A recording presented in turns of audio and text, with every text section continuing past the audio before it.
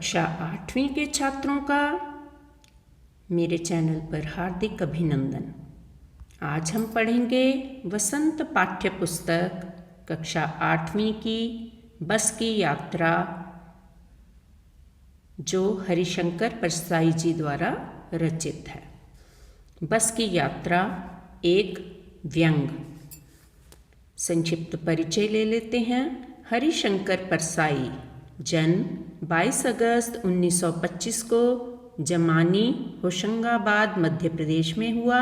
निधन 10 अगस्त 1995 को जबलपुर में। इनकी शिक्षा जमानी गांव तथा नागपुर विश्वविद्यालय से प्राप्त की। शिक्षा लेकर हिंदी के विख्यात लेखक एवं एक व्यंग्यकार बने। व्यंग के माध्यम से समाज में फैली कुरीतियों पर प्रहार किया। कर्मक्षेत्र कहानी, उपन्यास, व्यंग्य, संस्मरण, निबंध लेखन रहे। पुरस्कार और सम्मान: साहित्य अकादमी पुरस्कार, विकलांग श्रद्धा का दौर के लिए इनको मिला। शिक्षा सम्मान मध्य प्रदेश शासन द्वारा तथा शरद जोशी सम्मान भी मिला। सार कर लेते हैं। व्यंग्यात्मक यात्रा वृत्तांत: पुरानी जीर्ण जर्जर बसें चलाने वाले बस मालिकों की स्वार्थी प्रवृत्ति पर कटाक्ष किया गया है। लेखक और उसके 4 मित्रों को कंपनी के काम से पन्ना जाना पड़ा। वापसी में जबलपुर की ट्रेन पकड़ने की खातिर पन्ना से सतना जाने के लिए शाम 4 बजे की बस में जाने का निर्णय किया, क्योंकि 2 मित्रों का सुबह काम पर उपस्थित रहने का आदेश था। अतः उनको यह रास्ता अपनाना पड़ा। बस की दशा बहुत खराब थी। लेखक ने उसकी तुलना वयोवृद्ध से की। लेखक और उनके मित्रों को लोगों ने इस बस में सफ़र करने से मना किया। बस कंपनी के हिस्सेदार को लेखक ने बस के चलने के विषय में पूछा। हिस्सेदार ने विश्वास के साथ बस की सही ढंग से चलने की बात कही। डॉक्टर मित्र ने भी इस बस को नई नवेली बसों से विश्वसनीय बताया। छोड़ने आए लोगों ने अंतिम विदाई की तरह लेखक और मित्रों को देखा। बस में बहुत कम खिड़कियों पर कांच लगे थे। बस के हिलने से लेखक और उसके साथी कांच के गिरने के डर से खिड़की से दूर हट गए। लेखक को बस को देखकर गांधी जी के असहयोग और सविनय अवज्ञा आंदोलन की याद आ गई। बस का प्रत्येक हिस्सा दूसरे से मिलकर काम ना कर रहा था। 8-10 मील चलने पर अचानक बस की पेट्रोल की टंकी में छेद होने के कारण बस रुक गई। ड्राइवर ने बाल्टी से पेट्रोल निकालकर पास रखा, नली से इंजन में भेजा। लेखक को यह सब माँ के बच्चे के मुख में दूध की शीशी लगाने जैसा प्रतीत हुआ। मित्र तथा लेखक प्रार्थनारत ईश्वर को याद करते, आने वाले हर पेड़ से बस के टकराने से डरते। सड़क के साथ सटी झील मानो सबको चाहती हो जाना लील। कनखियों से देख झील और कुछ बुदबुदाते, लगा न ले बस झील में कहीं गोते, सोचकर लेखक के उड़ गए तोते। अचानक बस फिर रुक गई। ड्राइवर ने बहुत सी तरकीबें अपनाई। हिस्सेदार ने इंजन खोलकर उसे ठीक किया। बस की चाल अब और कम हो गई थी। ड्राइवर का जिस्म तना था, कठिन संतुलन संभालने को बना था। फिर पुलिया पर टायर फट गया। हिस्सेदार घिसा टायर लगाने में जुट गया। सड़क का सबसे लुभावना हिस्सा पार कर रही थी बस बेचारी। लगातार झटकों के डर रही थी सवारी। हिल रही थी सबकी आंतें, सूझती ना थी बातें। आंखों में कुछ घर का चित्र, सभी तो लौट रहे थे, सबकी हालत थी विचित्र।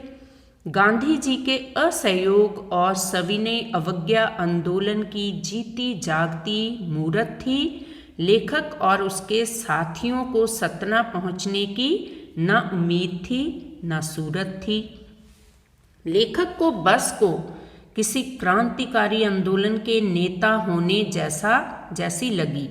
लेखक और उनके साथियों ने सारी चिंता छोड़ दी, इत्मीनान से बैठकर हंसी मजाक करना शुरू कर दिया। तो ये थी बस की कहानी। इनके कठिन शब्द कर लेते हैं। निमित्त, कारण, साधन, गोता डुबकी लगाना, इत्तेफाक संयोग, बियाबान जंगल उजाड़, अंत्येष्टि मृतक कर्म दाहकर्म, प्रयाण प्रस्थान मरना, बेताबी बेचैनी, वयोवृद्ध बहुत बूढ़ी, उम्मीद आशा, उत्सर्ग बलिदान, इत्मीनान आराम से, ग्लानि पश्चाताप या पछतावा। एक पुलिया छोटा सा पुल, फिस एक प्रकार की ध्वनि, थम रुक, श्रद्धाभाव सम्मान के साथ, सफ़र यात्रा, जान हथेली पर लेकर यानी कि खतरा उठाना, उत्सर्ग बलिदान, दुर्लभ जो कम मिलता हो, रेंग धीरे धीरे यानी कि धीरे धीरे चलना, लोक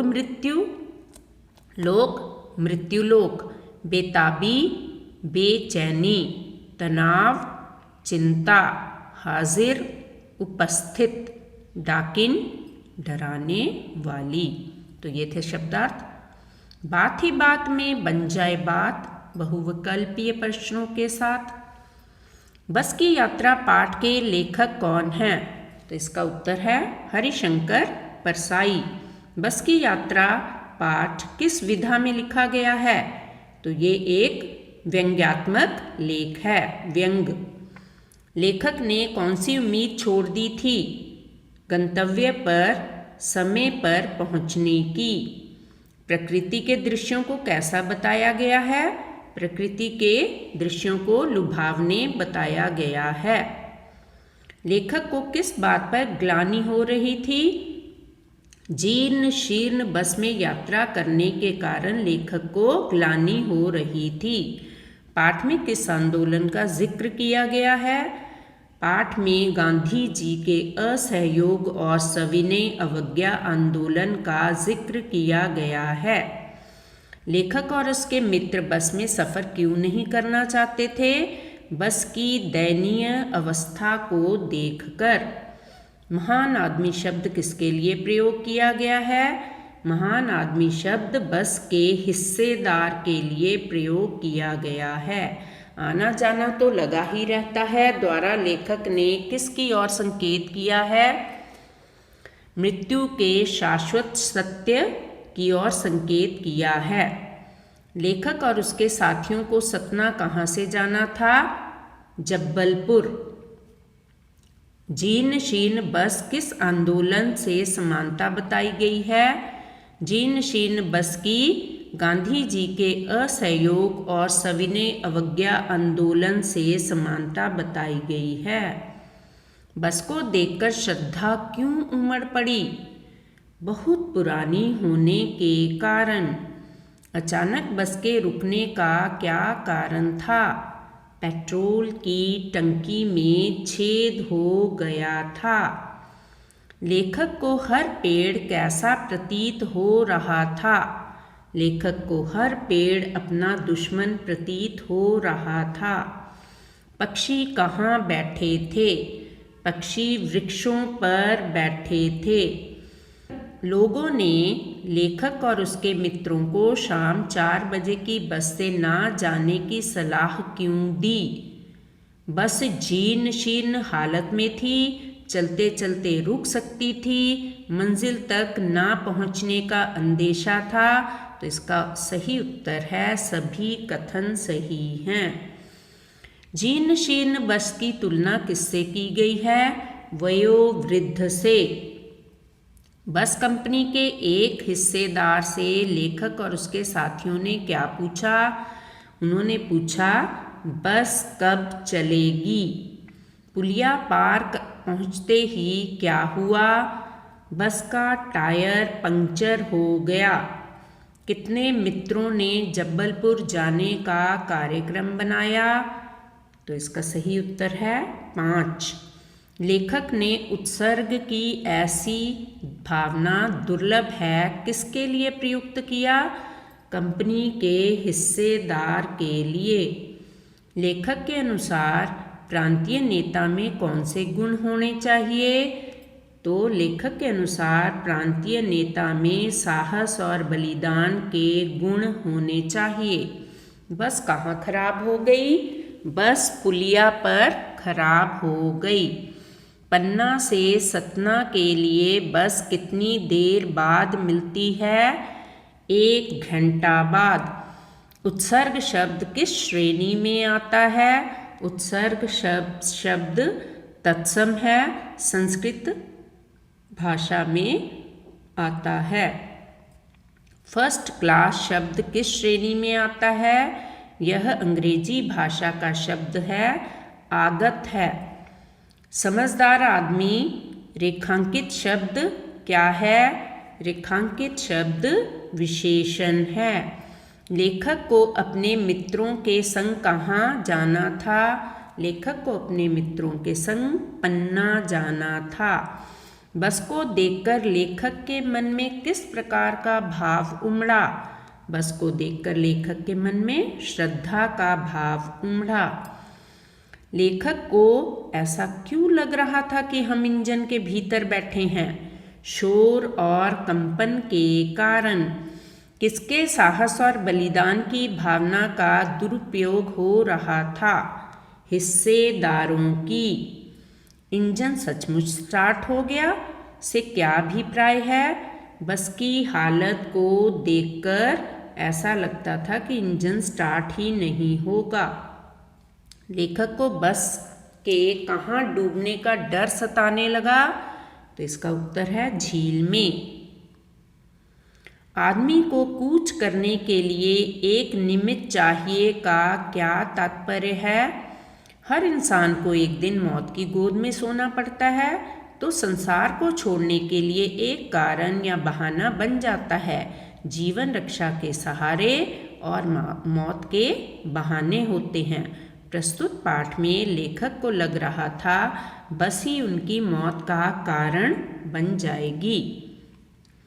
आप सब पुस्तकालय से लेकर हरिशंकर परसाई की अन्य कुछ रचनाएं पढ़ सकते हैं, जैसे भोला राम का जीव, प्रेमचंद के फटे जूते, जैसे उनके दिन फिरे, 2 नाक वाले लोग आदि।